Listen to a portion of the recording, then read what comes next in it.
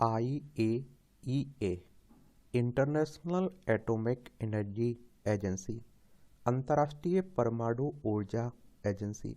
मैं आप लोगों से बार बार कह रहा हूँ कि इस तरह के जो अंतर्राष्ट्रीय संगठन हैं उनके बारे में एक सामान्य जानकारी अपने पास जरूर रखिएगा, और इनसे आपके एग्जाम में हर साल क्वेश्चंस पूछे जाते हैं। चाहे आप लोग सिविल सर्विस एग्जाम की तैयारी कर रहे हों, फिर या स्टेट PCS, या फिर आप लोग वनडे एग्जाम की तैयारी कर रहे हों, तो इसके बारे में हम लोग विस्तार से बात कर लेते हैं, एक सामान्य जानकारी देख लेते हैं। यह एक स्वायत्त विश्व संस्था है और जिसका उद्देश्य विश्व में परमाणु ऊर्जा का शांतिपूर्ण उपयोग सुनिश्चित करना है, और यह परमाणु ऊर्जा के सैन्य उपयोग को किसी भी प्रकार रोकने में प्रयासरत रहती है, और इसे संयुक्त राष्ट्र के अंदर व्यापक रूप से दुनिया में शांति और विकास हेतु संगठन के रूप में जाना जाता है। IAEA परमाणु क्षेत्र में सहयोग के लिए एक अंतर्राष्ट्रीय केंद्र है। अगर हम लोग इसकी स्थापना की बात करें तो इसकी स्थापना आप देखेंगे कि 1957 में हुई थी, 29 जुलाई को। 1957 में परमाणु प्रौद्योगिकी के विविध उपयोगों से उत्पन्न आशंकाओं और खोजों की प्रतिक्रिया में की गई थी। वेना, ऑस्ट्रिया में इसका हेडक्वार्टर आपको मुख्यालय देखने को मिलेगा। और इसके अगर हम लोग उद्देश्य की बात करें तो यह एजेंसी अपने सदस्य राज्यों और कई भागीदारों के साथ परमाणु प्रौद्योगिकियों के सुरक्षित, निश्चित और शांतिपूर्ण उपयोग को बढ़ावा देने के लिए काम करती है। 2005 में एक सुरक्षित और शांतिपूर्ण दुनिया के निर्माण में इसके योगदान के लिए IAEA को नोबेल शांति पुरस्कार से भी सम्मानित किया गया।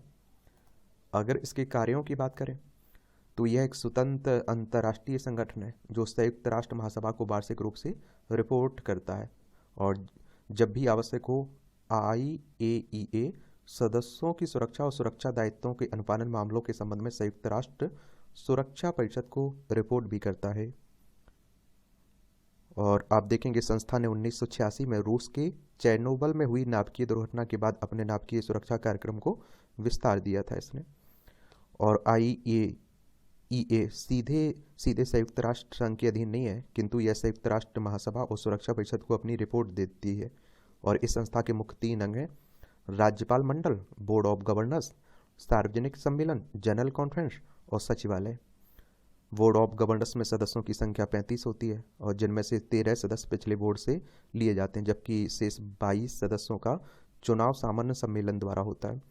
बोर्ड ऑफ गवर्नर्स का मुख्य कार्य IAEA की नीतियों का निर्धारण करना होता है, और संस्था अपने बजट का प्रस्ताव सार्वजनिक सम्मेलन के सामने रखती है। इसके अलावा इसे महासचिव का भी चुनाव करना होता है, और सार्वजनिक सम्मेलन की प्रत्येक वर्ष से सितंबर माह में बैठक होती है, और जिसमें राज्यपाल मंडल द्वारा प्रस्तावित बजट और कार्यों की सहमति प्रदान की जाती है। और सचिवालय के अध्यक्ष महासचिव होते हैं। यह सार्वजनिक सम्मेलन और राज्यपाल मंडल द्वारा लाए गए प्रस्ताव को कार्य रूप में लाने के लिए उत्तरदायी होती है। इस संस्था के 3 मुख्य काम है: सुरक्षा, विज्ञान और प्रौद्योगिकी सुरक्षा व संपुष्टि। ये भी याद रखिएगा। तो इतनी जानकारी रखिएगा, अगर क्वेश्चंस पूछा जाएगा तो जरूर आप लोग इसका आंसर दे पाएंगे।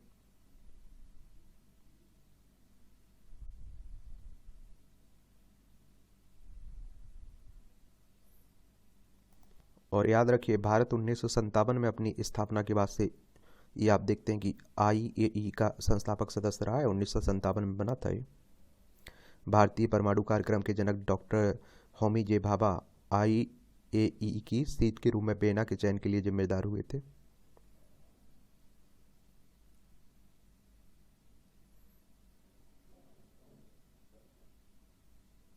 और भारत विभिन्न IAEA संधियों का एक पक्षकार भी है, जैसे परमाणु सुरक्षा पर कन्वेंशन, परमाणु दुर्घटना या रेडियोलॉजिकल आपात के मामले में सहायता पर कन्वेंशन, परमाणु दुर्घटना की पूर्व सूचना पर कन्वेंशन, परमाणु सामग्री के भौतिक संरक्षण पर कन्वेंशन, परमाणु क्षति के लिए पूरक मुआवजे पर कन्वेंशन।